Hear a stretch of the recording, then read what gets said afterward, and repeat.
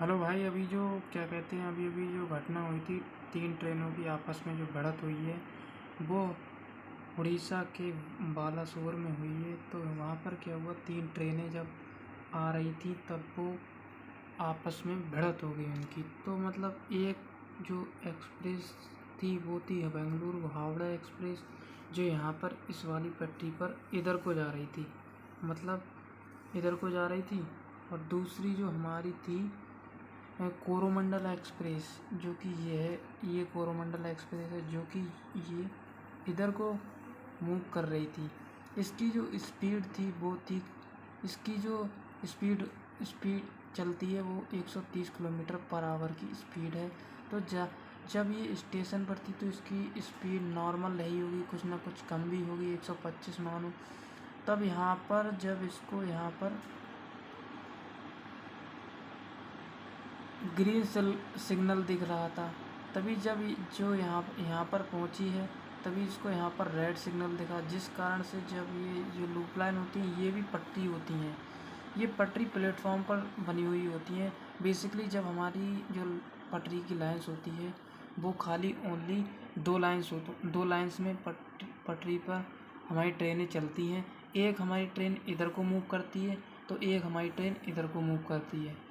जब ये ट्रेन इसको यहाँ पर पहले ग्रीन सिग्नल मिल रहा था, जिस कारण से ये सीधा जाना था इसको, बट इसको यहाँ पर रेड सिग्नल दिखा, जिस कारण से यहाँ पर क्या हुआ, ये ट्रेन जो कोरोमंडल एक्सप्रेस थी वो यहाँ से इधर लूप लाइन वाली जो पटरी थी इस पर मूव कर गई। इस पर मूव करने के कारण क्या हुआ, यहाँ पर इस पटरी पर, लूप लाइन वाली पटरी पर पहले से ही एक मालगाड़ी खड़ी हुई थी, जिस कारण से मालगाड़ी में काफ़ी मेटल यानी कि लोहा वगैरह कुछ था। तो जिस कारण से ये जब यहाँ से लूप लाइन वाली पट्टी पर मूव किया तो ये उससे जा टकराई, जिस कारण से मालगाड़ी वहाँ से, मतलब मालगाड़ी बिल्कुल, उसका जो फोर्स था वो बिल्कुल, मतलब बहुत ही उसमें वजन था, जिस कारण से वो वहाँ से बिल्कुल हिली नहीं। इस कारण से क्या हुआ, जब इंजन टकराया तो उसके ऊपर चढ़ेगा। जब किसी चीज़ में ज़्यादा वजन होता है तो वो चीज़ वहीं रहती है, और जो दूसरी हल्की वाली चीज़ होती है वो उसके ऊपर मूव कर जाती है, जिस कारण से इसके डिब्बे, जब इसकी मतलब भिड़ंत हुई, तब यहाँ से जो इस पटरी पर जो डिब्बे थे वो डिब्बे इस पटरी पर जाकर रुके, जिस कारण से जो बेंगलुरु हावड़ा एक्सप्रेस थी वो इधर से जब मूव कर रही थी, इधर जा रही थी, जाने के कारण जब यहाँ पर जब डिब्बे आ गए तो उस उन जब बेंगलुरु हावड़ा एक्सप्रेस की टक्कर उन डिब्बों में हुई, जिस कारण से ये ट्रेन भी क्या हो गई, ध्वस्त हो गई।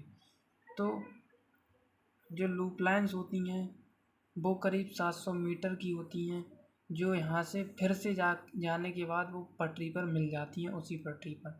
तो जो बेसिकली जो हमारी 2 लाइन्स होती हैं, इन्हीं पर हमारी ट्रेनें मूव करती हैं। एक ट्रेन इधर को मूव करती है तो एक ट्रेन इधर को मूव करती है। तो ये जो मंजर था ये बहुत ही खतरनाक था, जिसमें करीब 288 लोग की डेथ हो गई, एंड 1000 के करीब लोग घायल हो गए हैं।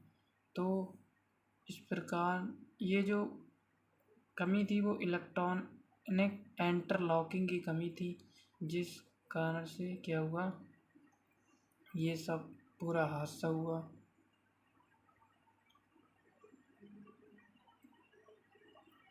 बहुत ही दर्दनाक हादसा था, जो सभी लोग तो बेसिकली आपको पता चला होगा कि जो ये थी, ये वाली पटरियाँ, इनको हम लूप लाइन्स बोलते हैं, और ये वाली भी जो लूप लाइन्स होती हैं जो आगे जाकर फिर से पटरी पर मिल जाती हैं, ये भी यहाँ से जाकर यहाँ पर मिल जाती हैं।